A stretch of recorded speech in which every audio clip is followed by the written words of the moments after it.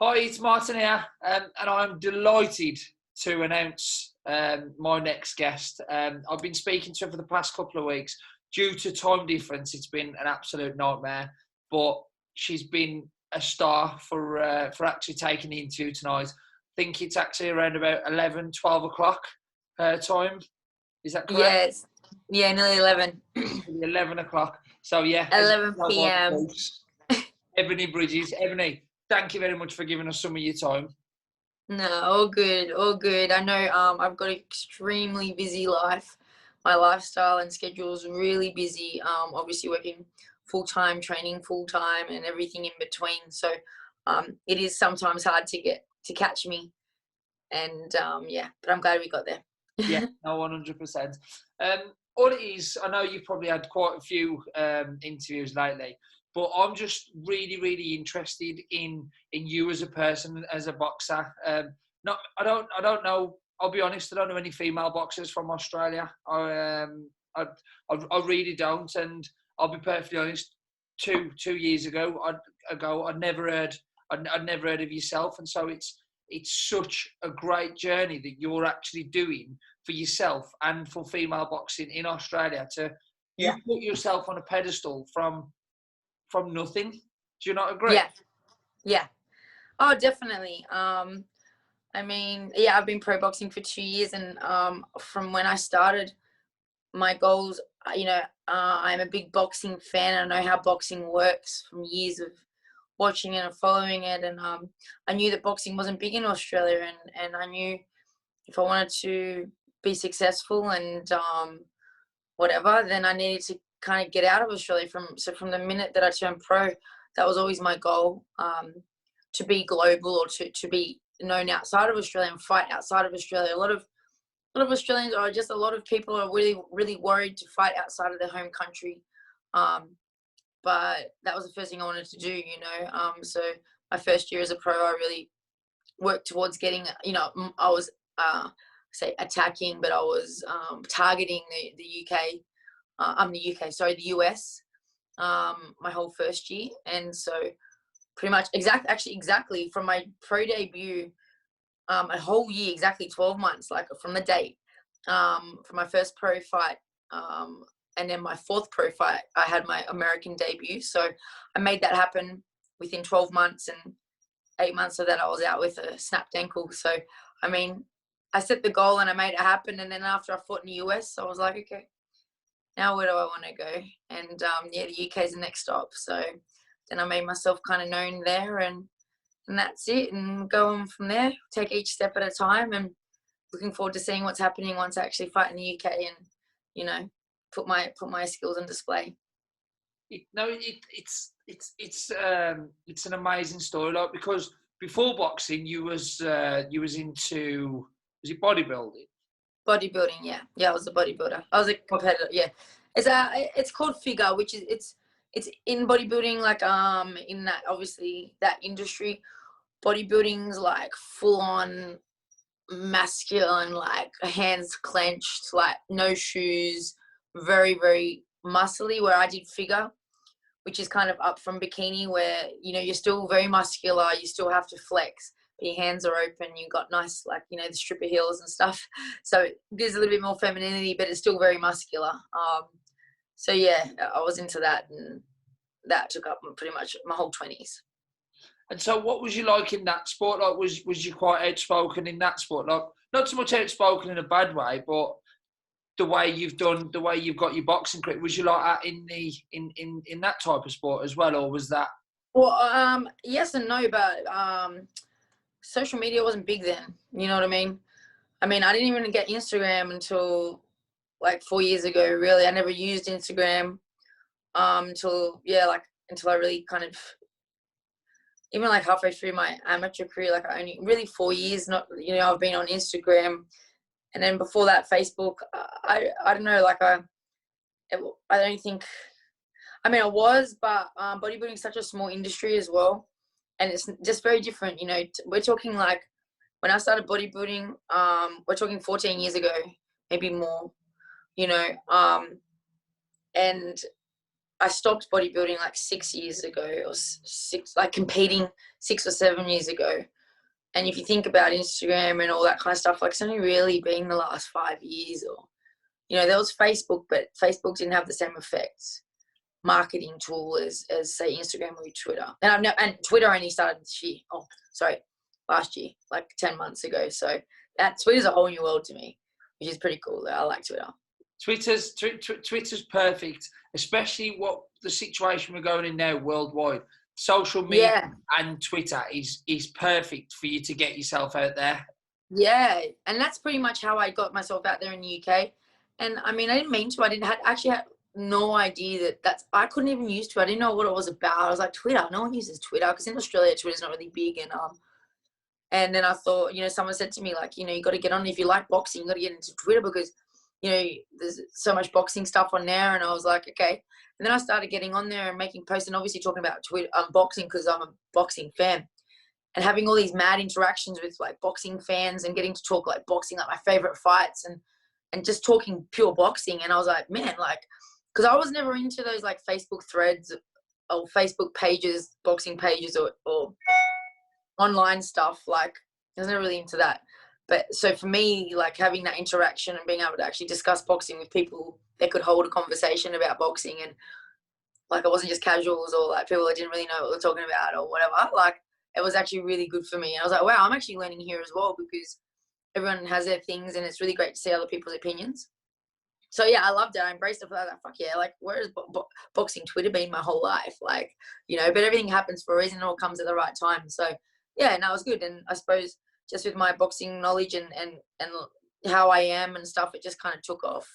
No, so when you come to the end of your figure, what made you think, you know what, I don't want to do this no more. I actually want to punch people in the face, or I want to get into a boxing ring. Have you been a boxing fan since you was young, or is it just has it always been something while you was doing your figure, you've always kept your eye on the boxing? Yeah, well, when I was doing figure, I was always card girling. I was in the ring doing card girling a lot of weekends, holding the cards up for the rounds. And I got to sit, ringside to a lot of boxing, kickboxing and everything, doing all that. And I did that for 10 years. Again, like, from the age of 18 pretty much to 28, I was doing that. And then I started boxing at 29 and hang up the cards and put on the gloves, But yeah, I've always been into martial arts and fighting and all that kind of stuff. I started martial arts when I was 5, like karate and stuff, and black belt, and I did all that, and it was just a natural progression almost. The reason I went into bodybuilding is because combat sports for females was illegal in Australia until 2008 in pretty much every state except for one. So it wasn't really something that was possible or achievable, so I thought at the time. So, like, I'm like, well, I can't fight, I'll do something else. And then, and then it became legal. And then I was already in my bodybuilding path, so it wasn't like I was just going to pack all my shit up and go, okay, now I'm going to box, because, And yeah, and then when I finished achieving everything in bodybuilding, I was like, all right, can't just do nothing. What do I love to do? I've always loved fighting. Always been into it. I love boxing. Like, fuck, like, why not give that a go? Smash some faces. Standard. It fascinates me because I've listened to quite a lot of your interviews, and the change from your bodybuilding to boxing. I bet there has been times down that road where you're thinking, you know what, these injuries, I just ain't meant to box. And look at you now. You're on you're a couple of months away from the world. It's still like that. It's still like that. I still get fucking injuries, and I still setback after setback after setback, and I think, fucking hell, like, my no quit. You've got like a mental that's just not going to stop. Yeah, my no quit mentality and no giving up, and not stopping when things get hard, or that mentality I have, as much as it causes me so much fucking pain. I just always succeed, and I always achieve what I set out to do, because I can't quit. Like, no matter what.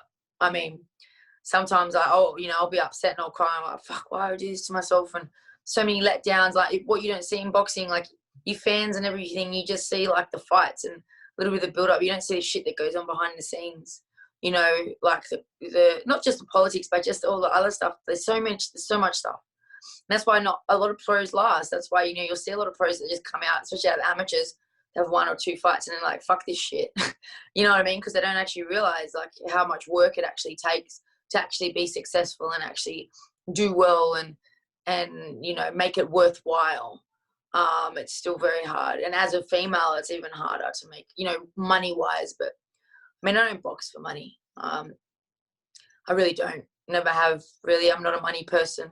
Of course, I like money. I think I should get paid for my time and my energy and my effort. But, you know, I do it because I love it, my passion. And, yeah, if I can make good money on the side, mad. Yeah, no, 100%. It's one of them situations where women boxing at the moment, it's equal to men boxing. I don't like it when people say, "Oh, she's good for fighting for a woman."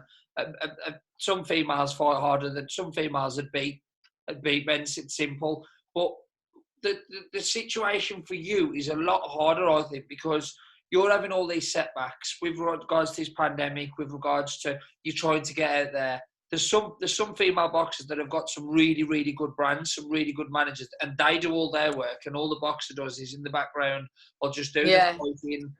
The ticket sells out. I don't have that. Yeah, I do everything myself, promote myself, work hard, trying to get the fights and stuff like that. I got a manager, I got managers, but yeah, I mean, you don't know you don't really see much of them. I'm doing it all. So, and I'm a bit like that. That's me. I mean, I'm probably every manager's and promoter's dream, because if I can do it all myself, less for them have to do, really.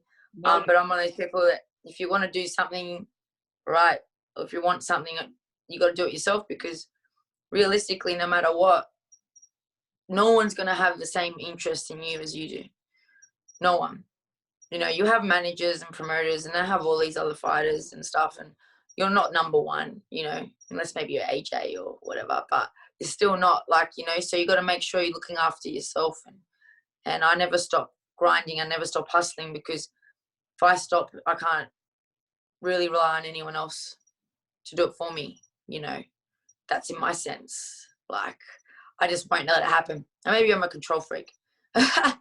No, you want to be in control of your own future. That's. I mean, if I can do it, why not? Like, I'm not that kind of person that's shy and scared to put myself out there. I'm not like that. Some people don't have the skills that I have, like socially, and driven wise, and maturity and wisdom to be able to do what I do. You know, not everyone's like that. It's definitely not. There's plenty of fucking young, shy boxers, or, you know, that just don't know how to approach things, and they just don't have the experience in life, really, or just that kind of personality to be able to go out there and get the shit, you know. But I do, so I do it. Yeah, no, it's. Do you realise how many people in the UK speak about yourself? That's the thing. No, I mean, I have no idea. Only obviously what I see online, and like this the what's the word? The hunger to have me over there. Obviously I see that, because I feel like when Eddie puts up a post about fights or about anything, I feel like my name gets tagged the most. I feel like he gets hassled the most about me. You know, obviously there's big fights like Tyson Fury that everyone whinges about, but I mean, on that lower level, I feel like I'm the one that everyone's calling for, and that has got a lot to do with the anticipation that they haven't seen me. It's not much online. I've taken everything down on purpose, like, because I want to be a surprise. I want to be a shock. You know, people see bits and pieces. They like who I am as a person. They've fallen in love with, you know, the blonde bomber as a person, which is great, because I think being a fan favorite is really important. And, you know, I love fighters like that, like, you know, your Gaddys and stuff like that, and that are like Johnny Tapia and stuff that are fan favorites and that people love, you know, Ricky Hatton and all that. So, I mean, I think that's important to have. And once, you know, I can actually get in there and I get my opportunity to smash some skulls in, then I'm sure they'll love me even more. I'll also get some hate, no doubt. It's how it is. Doesn't matter who you are. That's the boxing game. But if they hate you, it's because you're relevant. Yeah, that's it. I mean, at least they know who I am. They know my name. like you said, you know, you don't know any other female Australian boxers. The fact that I'm actually known globally and I'm only been pro for 2 years. I mean, had 4 fights and there's been a fucking pandemic and I haven't even fought for 12 months. That's pretty good, you know, like you got to credit that.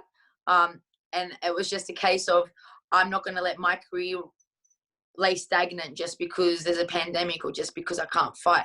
I'm not going to let my brand lay stagnant. I'm going to do something about it, because fuck falling behind or wasting all this time and not getting any further. Okay, maybe I couldn't get further as a fight, as a record on my box rec, but at least I could be able to get further with my brand and with who I am and my fans, you know what I mean? No matter what, I've made progression in some sort in regards to my career. I haven't just been sitting back, you know, watching everyone else fight and cry about it and whinge, oh, poor me. You know what I mean? So. No, well, when the fight got cancelled with Rachael Ball, I think a lot of people were devastated, and probably a few people thought, you know what, you probably ain't going to hear much of it. And then straight away, Eddie Hearn comes back with the winner of Rachael Ball versus Shannon Courtney 2 fights every week. And you just think, this is just me on a personal point. Yeah. Fights and you're potentially fighting for a world title. Yeah, so pretty. Yeah, so of course it's pretty amazing. I had that world title originally. Well, I was gonna fight for it here in Australia, against a girl here. But some dodgy shit went down with their team, and I was like, I ain't fucking with that shit. And so, and the WBA stripped them of their sanctioning. And so I still had my sanction. That was like in May. That fight was originally talked about in May. It was sanctioned in June or July. And then it all kind of fell to shit like around August because of, like I said, some stuff that went on with that team. And so, yeah, I still had the sanctioning for it. I was still rated in the WBA, obviously. So we had the belt, and I had all my UK fans. So I said to my manager, my manager said, oh, you know, let's email Eddie Hearn and see if he'll host you to have a world title fight. And so he did, and came back with Rachael. He said Bridges versus Ball, and of course I was like, fuck. I didn't even think about Rachael because Rachel's my mate, and we just literally had an interview like a week before together, and we're just talking about, imagine if we fought, like, yeah, you know, like, be good afterwards. We just like buy drinks for, like, whoever loses has to buy drinks and shit like that, you know, whatever. But then all this shit happened about, and the opportunity came, and I wanted to fight in front of my UK fans. I wanted to fight in the UK. So yeah, and I think when that fight fell through, Eddie knew that we came to him, and you know, we bring, as much as he put up, you know, the sanctioning fees and stuff like that, and or whatever there, like, you know, we came with, I could have gone to anyone. I had the sanctioning. I could have stayed in Australia and fought someone else, you know what I mean? But I didn't. I wanted to come to the UK. I wanted to fight in the UK in front of my British fans. So I think that's why Eddie's sticking to his guns, and he's a man of his word, because he knows that, you know. So, and he could do the shifties and just keep it in the UK. He could do that, you know, keep it within. But how boring is that? British versus British, fucking world title. It's a world title fight, and you're not even going to bring in someone else from another country for a world title.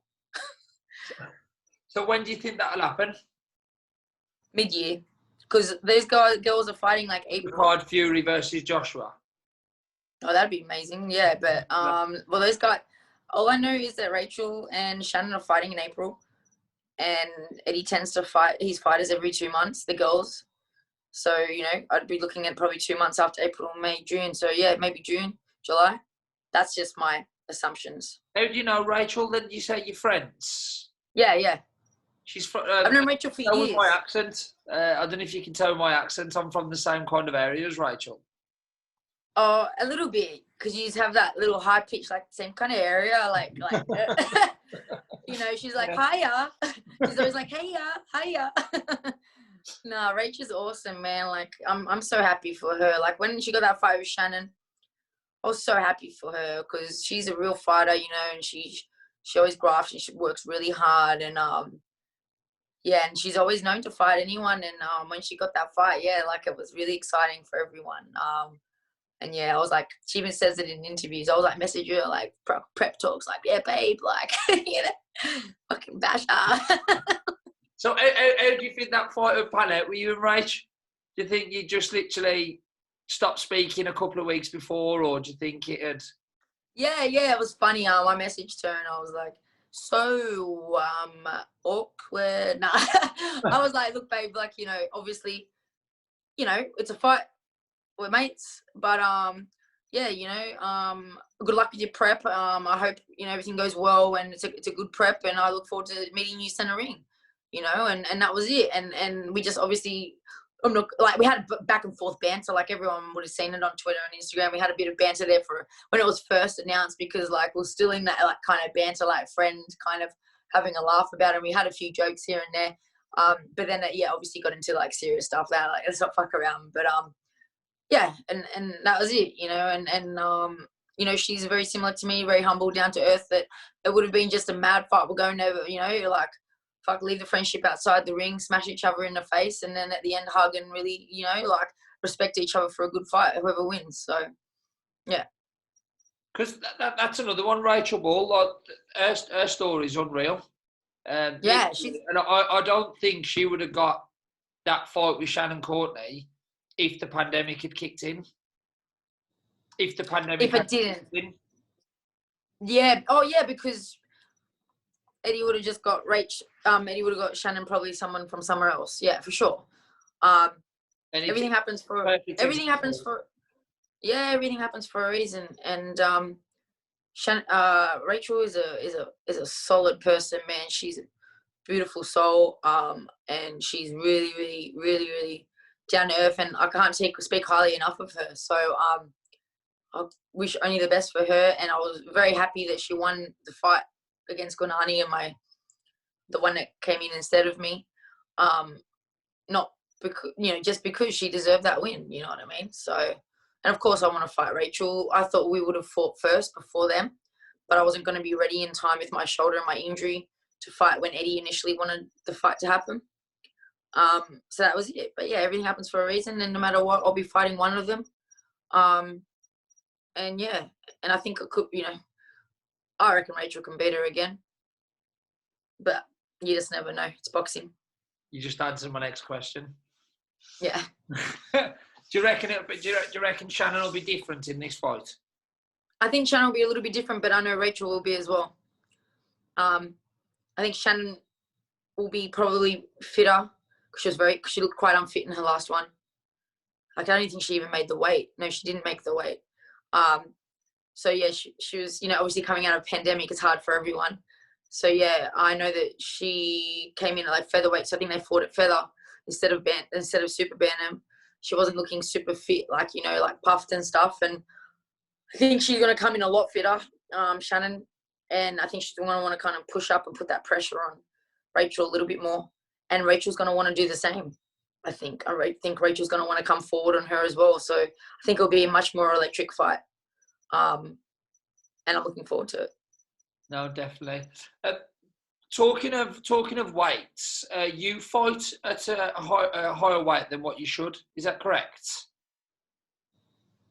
No, I don't know what you. No. I mean, I fight at bantamweight. But what was the? I was reading an interview where I was watching an interview where it was like you fight at a higher weight. Oh yeah, I fight at a higher weight because I've got fake boobs. Yeah, that's that. Does that kind of going red now? Does that? Was that hard for you to say? That was hard for you to say. Yeah, we're talking about. I've hid them today so we can concentrate. No, literally, because I thought that was a good point what you said in your interview. So it gives your opponents a little bit more of an advantage over you. Yeah, well, it does for sure. Like, you know, I've got like 2.5 pounds worth of silicone on my chest that doesn't help me at all athletically. You know what I mean? And but I'm used to it. I've always been like that. I've always weighed. That's just my weight. You know, like it was more not a joke, but it was like it's true. It would be like weighing in with an extra, you know, couple of pounds on you. But it's all right. I'm very strong for my weight. Luckily, if I wasn't, then it could be a bit of a problem. But no, it's good. Yeah. So, Shannon, I wouldn't complain. You've literally just took me off my seat. Then They're great. They're great. Just check out my next weigh-ins and you'll see what I mean. Oh, you got me now. So, female boxing is unreal at the moment. You've got Katie Taylor, which she's just flying the flag. You've got Terry Harper in the UK, who's an amazing boxer, and she's going on to do bigger and better things. You've got yourself. So it's female boxing's going in the right direction. Now, there's one. The UK it is definitely. The US is still lagging, unfortunately. I think the USA have some brilliant fighters, some really, really good fighters. I really like the American style fighters. There's some really good fighters in America, but they just don't get the exposure, unfortunately, because they don't have old mate Eddie. You know what I mean? And you see him talk a bit, and go on about Eddie and stuff, but I don't know. I just think it's because, they're not getting the opportunities, which is unfortunate. Yeah, it's a shame because I've been reading some reports on Clarissa Shields. I don't think she's going to be fighting again, is she? Yeah, she is. She's fighting. She's fighting March 5th on an all. She's headlining an all female card against Mary St. Clair from, I think, Canada, which is going to be actually a really good fight. That girl that she's fighting is a very skilled southpaw, very strong. So I think it's going to be a brilliant fight. And and she's headlining that. It's an all-female card, and I take my hats off to Clarissa because I have a feeling that's got a lot to do with her. And letting all the, saying I want to have a fight, I want a headline, but I want all these girls to be on the undercard, because that was very similar to a fight that I did in my fight in America. Had Mary McGee. She was fighting for a world title as the main event, and she put the promotion together in her hometown in Indiana. And she said, well, if I'm going to fight for a world title, it's going to be streamed. I want to get my girls on the fights. I want to get my girls on here and showcase them as well. So, she got 5 more fights. So it was six female fights on the one card, all top quality. It was 3 world title fights. And it was all streamed through America and actually Australia as well, because it was like worldwide streaming. And that was because of Mary McGee, because she said, I want to get eyes on women's boxing. And if I'm going to fight for a world title, I want to give an opportunity to some girls on my team, which is like me. And there was a few other girls that managed by the same manager, Brian Cohen. And she put that together, and I feel like that's what Clarissa's done as well. And that's good that these girls are not just thinking of themselves, especially in America. They're using what they have, and they're using their power to a degree to help the little guys. Yeah. So I was reading something the other day that she wanted to go into UFC. Yeah, MMA. Yeah, she was gonna do an MMA fight. Yeah, because she couldn't get a boxing fight, but she ended up getting a boxing fight. Thank God. I'm not an MMA fan. No. As I said to you before we come on air, your knowledge on boxing is unreal. I've spoken to many boxers, and they don't even like boxing, which is funny. But straight away, you come on and you got your Mike Tyson t-shirts on. You've got constant knowledge, and it's just amazing. So, would you say your life is apart from when you have your chill out time and your teaching time, would you say 75% of your life is boxing? Oh yeah, it's all boxing. Anytime I'm not boxing is when I'm teaching maths and writing classes and lessons for mathematics. But other than that, yeah, it's all boxing. It's all I watch. Oh, I love NFL as well. I like NFL, but that's almost over. I got Super Bowl on Monday, and that's no more NFL. Devastated. What time's that in Australia? Then is that about 6 o'clock in the morning? No, it'd be. I'm pretty sure it's around 10 a.m. There you go. Yeah, on Monday. I'm not going to school.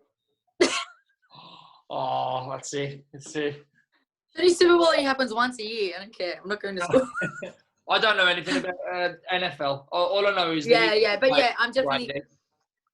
I'll watch box. I watch a boxing fight every day, pretty much every day, at least one, because I always watch boxing when I'm on a bike or if I'm running on a treadmill.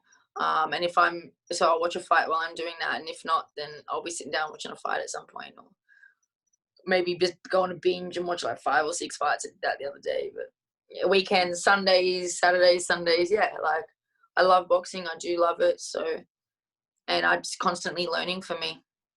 And I think that's why, I mean, it's not like you can just watch boxing and be a good boxer, but I think one of the reasons, especially the kind of person I am, how I learn, watching and analysing, I have a really good eye for it. And when I'm watching and analysing the boxing, I'll go and want to try that stuff, or I'll take it in. And I think that helps with my IQ a little bit in the ring, you know, for me anyways, definitely.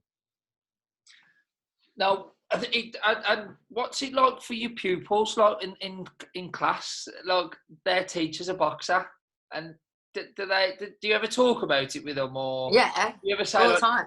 You get that sum, that's the sums, you do it, or Mrs. Bridges? Yeah. I'll take you to the top oval and give you a few uppercuts. Nah. Well, Nah, you know what?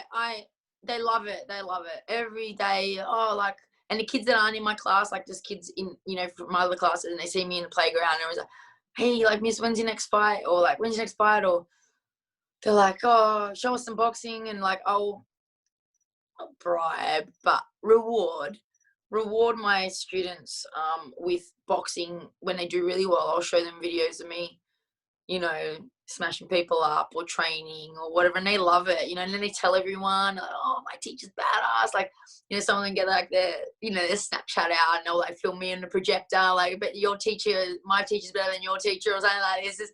They're cool kids, you know, like, and I'm pretty relaxed as long as the kids are respectful and they're doing their work and they're learning. And I have a really good fun environment in my classroom, because I'm all about positivity and pushing, being your best, and respect, and you know, I'm like how I am now in the classroom. I'm just pushing everyone to be their best. I give everyone their targets and their goals, and everyone's an individual, and encourage everyone to be their best and just not give up. They're not allowed to quit, not allowed to give up. It's one of my rules, like, you know, no giving up.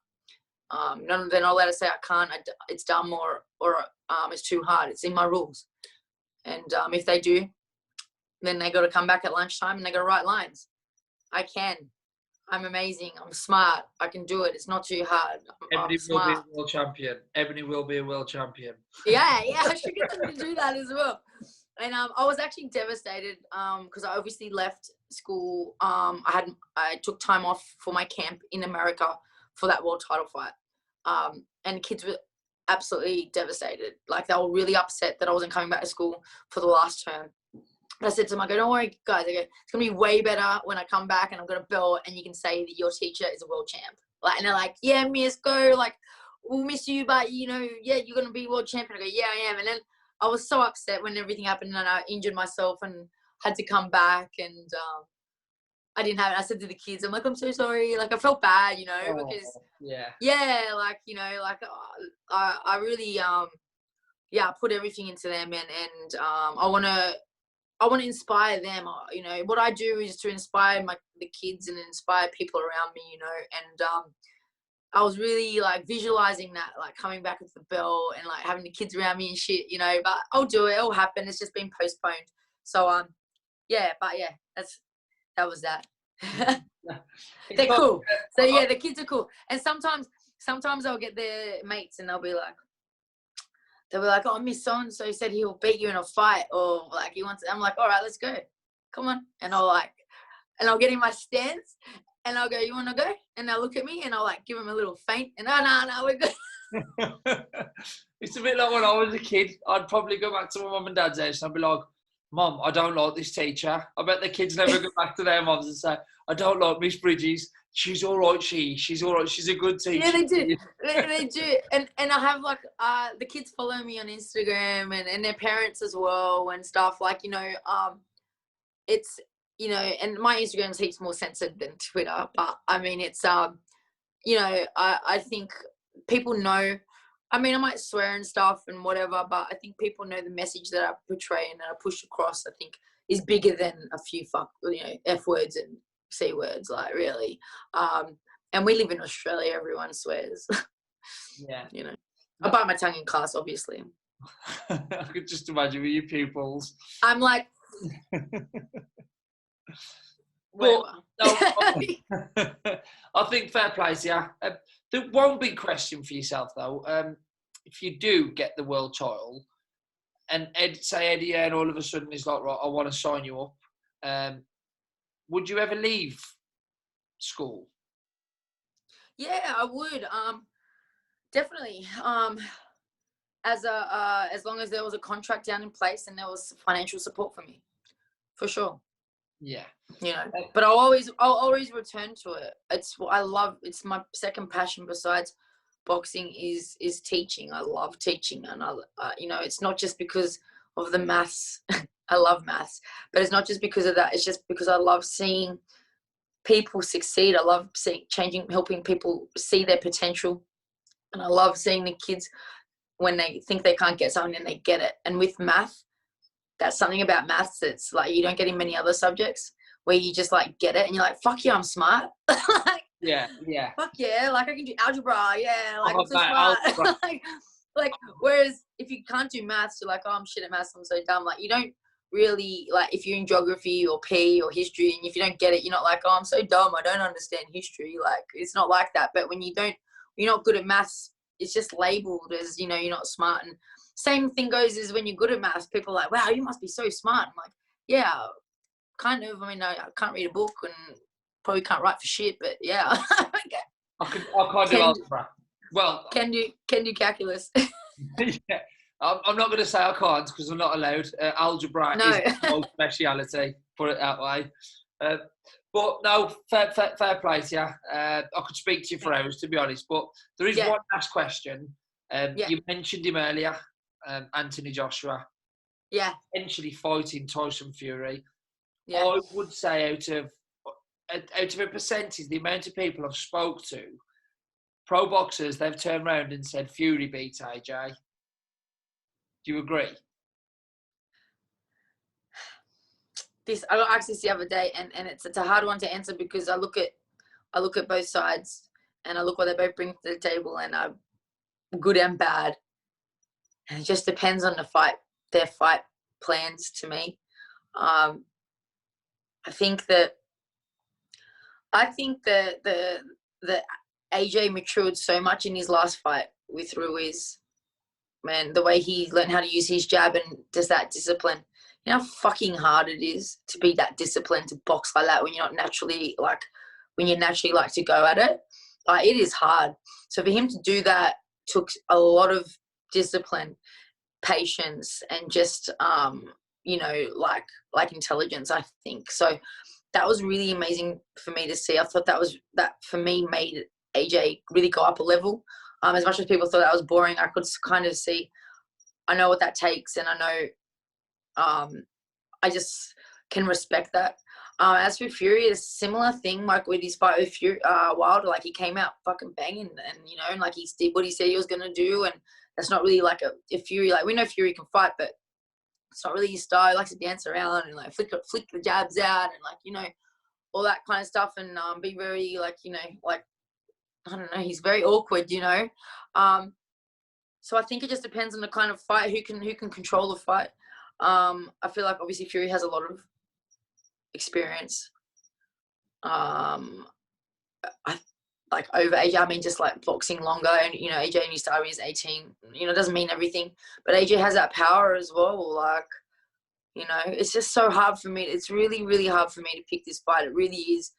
And I still do lean towards Fury, but I just, it would only be like a 60-40 kind of thing, or a 55-45 if I really push it. But yeah, like AJ has that power. Like he's very powerful, you know, but if he gets on in the inside, you know, his defense is, it's not that great in the inside. He's not super elusive like Fury.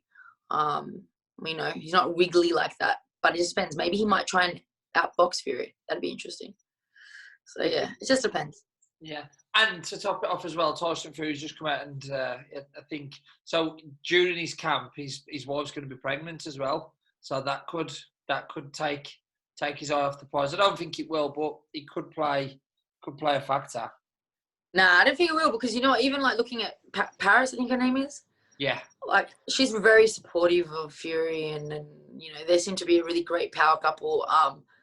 And I think, yeah, he's professional enough to not let anything get in the way. Yeah, no, 100%. It's been amazing. Thank you very much. We finally got. I'm surprised I last this long. I don't know what the time is, but I think I've got to get up in 5 hours for training.